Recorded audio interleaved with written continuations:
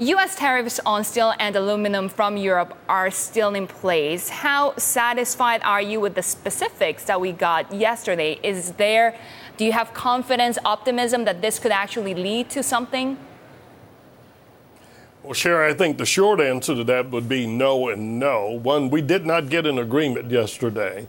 We did get a welcome détente in a trade war that frankly never should have been started with one of our strongest strategic and economic allies like the European Union in the first place. What we had was this president try to quickly put out a fire, frankly, that he started by committing to, I would hope, re-engage on negotiations to reduce tariffs between the U.S.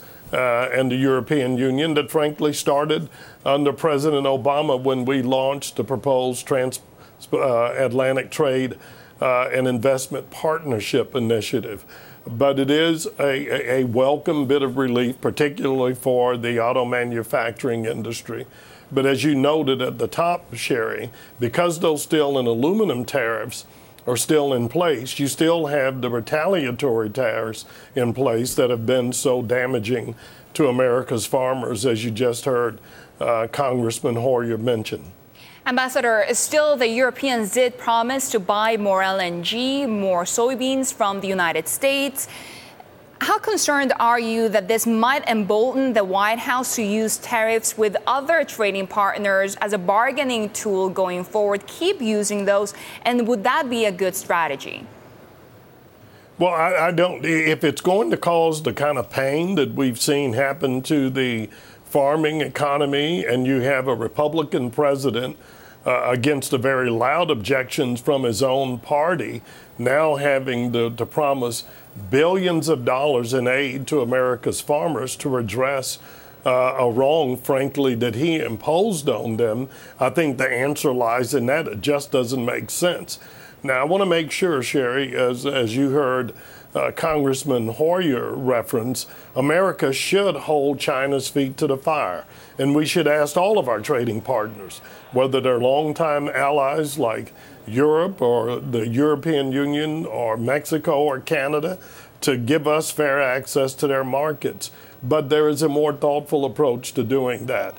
And one of the tragedies of this administration coming away and walking away from the proposed tariff agreement with the European Union and withdrawing from the Trans-Pacific Partnership is we've lost all of that leverage. And we had an opportunity to have a completely tariff-free agreement with the European Union, and now we're going to have to try to go back to the table and renegotiate that. And I frankly think we're doing so now from a position of weakness and rather than strength. But I am afraid, as you noted, that given this president's proclivity for wanting to just bully others and then champion the fact that he got them to agree not to bully back, as we saw at NATO, as we've seen with the G7, as we've seen yesterday, this could embolden him to act this way with other of our allies. So, Ambassador, I want to come back to the attempt to reach an agreement earlier under the Obama administration with Europe. There was that attempt. It was not going that well or that smooth or that quickly. There were a lot of difficulties getting that deal done. And we may not have gone forward in a straight line. It might not have been elegant. We could debate that one way or the other. But if, in fact, what we're doing is circling back around and essentially negotiating a version of that deal now with the Europeans, certainly the president's gotten their attention. There's no question about that. Why is it that you think that we are so much weaker today than we were then? Well, one, because the let me juxtapose that against the proposed Trans-Pacific Partnership. You now have the largest free trade agreement and the largest economic zone in the world put in place with principles and trade mechanisms largely initiated and negotiated by the United States. And those 12 other countries, those 11 other countries have now put that into force. That gives them an extraordinary competitive advantage over us. Right, but that's specific. I'm talking about Europe. That's specific. I'm talking about Europe. Well, now. In the case of Europe, one of the reasons the negotiation stalled was that this administration, this president in particular, made it plain that he favored bilateral negotiations with presumptively one country that he could bully versus larger multilateral agreements. And so part of that blame, I think, has to fall squarely at the feet of the current administration because they made it clear they were not interested in negotiating. So there hasn't been much activity since this administration came into office 2 years ago. And one of the sticking points that we knew would be between an agreement between the European Union and the United States was going to be over farm subsidies, and they still are going to have to work those out. And so before we have a parade or maybe award a Nobel Prize for economics, let's see what happens, because this feels a lot like the victory we declared after NATO, in which the president came out and committed to Europe to doing much more than we heard any of their leaders commit to. Ambassador, let's talk a little bit about NAFTA right now, because the U.S. Trade Representative Robert Lighthizer now saying that we're in the finishing stages of achieving an agreement in principle that will benefit American workers, farmers, ranchers, and businesses. An agreement in principle, is that enough? Is that better than just not having a deal until next year? If they can come up with something, or will they just prolong uncertainty?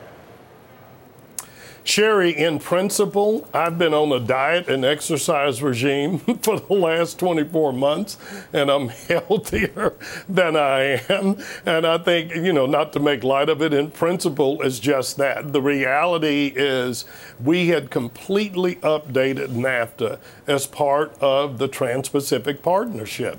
And we had brought everything from our intellectual property rights standards up to norms that Americans have wanted for years. We already have a complete elimination of tariffs in North America, and I can assure you no state appreciates that more than my home state of Texas, which is spectacularly the largest beneficiary of our trade between the U.S. and Mexico. Right. So I'm going to be anxious to see what more this administration can get, because we are in the challenged position now that with the Trans-Pacific Partnership going into effect, without the United States being a part of it, Canada and Mexico have an extraordinary leg up on us in terms of exporting into that market.